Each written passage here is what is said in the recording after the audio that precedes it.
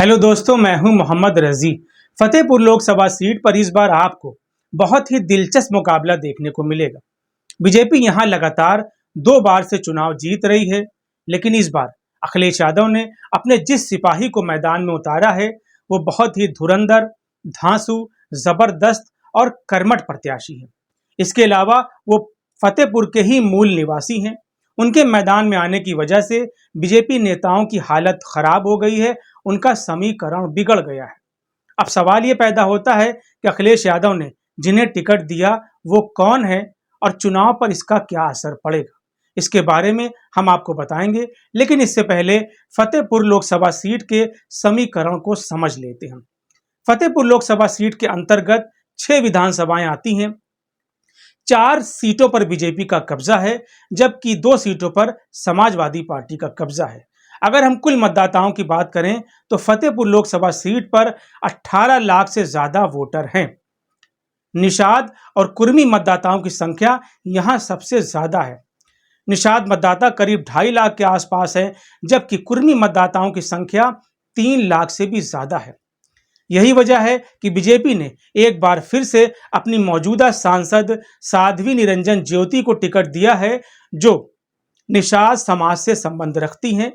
वो साल 2014 में भी चुनाव जीती थी और साल 2019 में भी चुनाव जीती थी, जबकि इससे पहले यानी साल 2009 में सपा के टिकट पर चुनाव जीतकर संसद पहुंचे राकेश सचान कुर्मी समाज से संबंध रखते थे।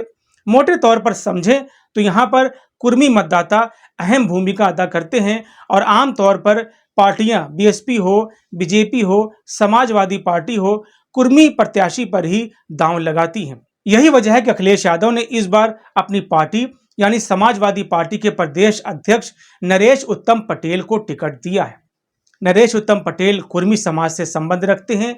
वो इससे पहले कई बार विधायक रह चुके हैं और समाजवादी पार्टी में लंबे समय से हैं। खास बात यह है कि वह समाजवादी पार्टी के प्रदेश अध्यक्ष तो हैं ही, इसके अलावा अखिलेश यादव के बहुत ही करीबी हैं। अखिलेश यादव उन्हें बहुत मानते हैं और जिस तरह से डिमांड थी कि फतेहपुर में कुर्मी प्रत्याशी को ही मैदान में उतारा जाए, अखिलेश यादव ने अपने स्थानीय नेताओं की मांग पर नरेश उत्तम पटेल को टिकट दिया है।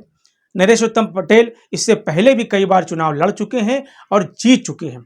उनके आने की वजह से कुर्मी मतदाता, इसमें कोई दो राय नहीं है कि कंसोलिडेट होंगे समाजवादी पार्टी के तरफ। इसके अलावा यहाँ मुसलमानों और यादवों की संख्या भी अच्छी खासी है, यानी मुसलमान, यादव और कुर्मी अगर एक साथ समाजवादी पार्टी में शिफ्ट हो जाते हैं तो बीजेपी के लिए तीसरी बार चुनाव जीतना बहुत मुश्किल हो जाएगा। हालांकि बीएसपी ने भी इस बार फतेहपुर लोकसभा सीट पर मनीष सचान को टिकट दिया है, जो खुद भी कुर्मी हैं। लेकिन अब देखने वाली बात यह है कि कुर्मी मतदाता किस तरफ शिफ्ट होते हैं, समाजवादी पार्टी या बीएसपी। अगर समाजवादी पार्टी की तरफ शिफ्ट होते हैं तो उनके साथ यादव, मुसलमान भी जाएंगे, जिसकी वजह से समाजवादी पार्टी का चुनाव बहुत ही अच्छा हो जाएगा। और यही वजह है कि बीजेपी नेताओं के चेहरे पर शिकन पड़ गई है, क्योंकि इस बार 2014 और 2019 की तरह माहौल नहीं है। माहौल बदला हुआ है, कई ढेर सारे मुद्दे हैं।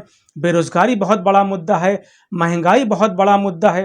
अखिलेश यादव जिस तरह से पीडीए यानी पिछड़ा, दलित, अल्पसंख्यक की बात कर रहे हैं, वो भी एक मुद्दा बन चुका है। फिलहाल आज के लिए इतना ही। वीडियो पसंद आया हो तो इसे लाइक और शेयर जरूर करें। चैनल को भी सब्सक्राइब करें। धन्यवाद।